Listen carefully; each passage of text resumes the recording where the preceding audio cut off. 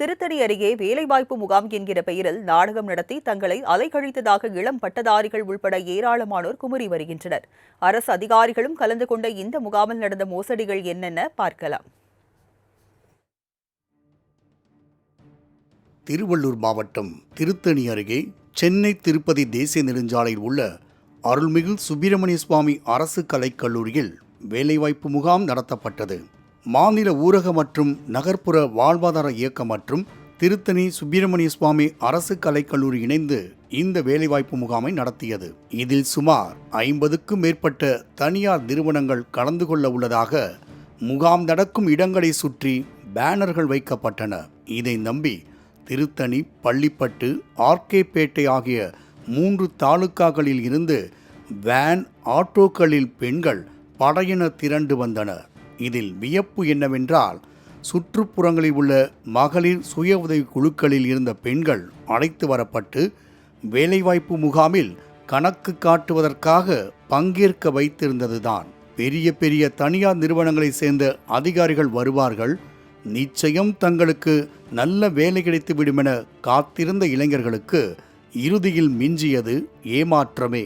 காரணம், பேனரில் இருந்த தனியார் நிறுவனங்களின் பிரதிநிதிகள் பெரும்பாலானோர் இந்த வேலைவாய்ப்பு முகாமுக்கு வரவே இல்லை. ஆந்திராவை சேர்ந்த சில நிறுவனங்களை சேர்ந்தவர்கள் மட்டுமே முகாமுக்கு வந்திருந்தனர்.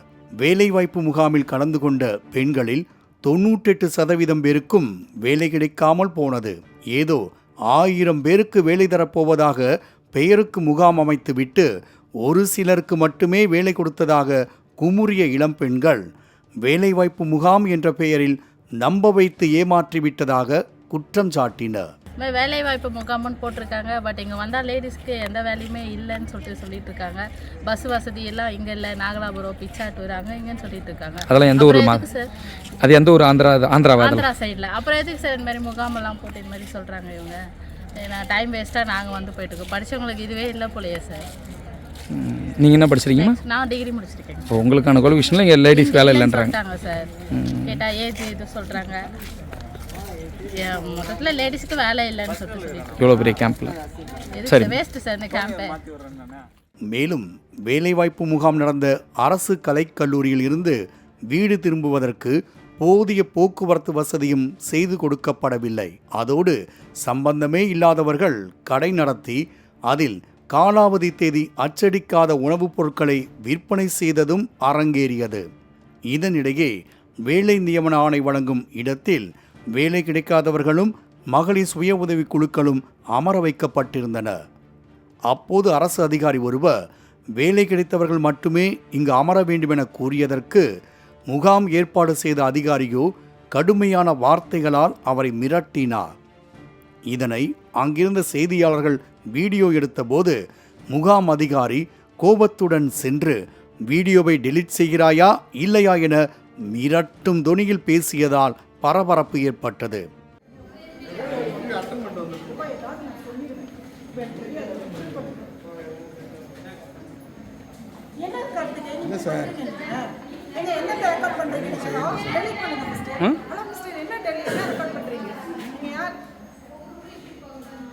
இப்போ உங்கள் அதிகாரியை திட்டுறீங்க, யாரை ஏமாத்துறீங்க? வேலைவாய்ப்பு முகாம்ன்ற பேரில் ஏமாத்துறீங்களா? இப்போ என்ன ஏன் திட்டுறீங்க நீங்கள்? அதாவது இன்டர்வியூக்கு வந்தவங்களெல்லாம் கூப்பிட்டு வந்து ஒரு அப்பாயின்மெண்ட் இதில் நீங்கள் உட்கார வைக்கிறீங்க. அவர் அப்பாயின்மெண்ட்டுக்கு தான் நாங்கள் கொடுக்கறதுக்கு தான் உட்கார வச்சோன்றீங்க. என்ன அவர் தான் சொல்லிட்டு இருந்தார் முதல்ல, அப்புறமா இவர் தான் கேட்குறாரு. அதெல்லாம் வீடியோ இருக்குது என்கிட்ட. இல்லைங்க, அது பாருங்கள், அவரே சொல்கிறாரு பாருங்கள், 10 பேருக்கு தான் இங்கே அப்பாயின்மெண்ட்டுக்கு ஆர்டர் இருக்குன்றாரு. அப்போ நீங்கள் யாரை ஏமாத்துறீங்க? அப்படின்னா இதில் பெண்களுக்கே வேலை இல்லைன்றாங்களே நிறைய பேர். எங்க பெண்களுக்கே வேலை இல்லைன்னு தான் அலைஞ்சிட்டு வந்து சொல்கிறேன். காலாவதி தேதியே இல்லாத உணவுப் பொருட்களை விற்பனை செய்ய யாரிடம் அனுமதி வாங்கினீர்கள் என செய்தியாளர்கள் கேட்டதற்கு மகளிர் திட்ட அதிகாரிகள் பதில் எதுவும் பேசாமல் ஓடி ஒளிந்து கொண்டனர். ஆக மொத்தம் வேலைவாய்ப்பு முகாம் என்கிற பெயரில் பக்கா டிராமாவை அதிகாரிகள் ஏற்பாடு செய்திருப்பது வெட்ட வெளிச்சமானது. இதில் 1000 பேர் கலந்து கொண்ட நிலையில் 50க்கும் குறைவானவர்களுக்கே வேலை கிடைத்ததாக கூறப்படுகிறது.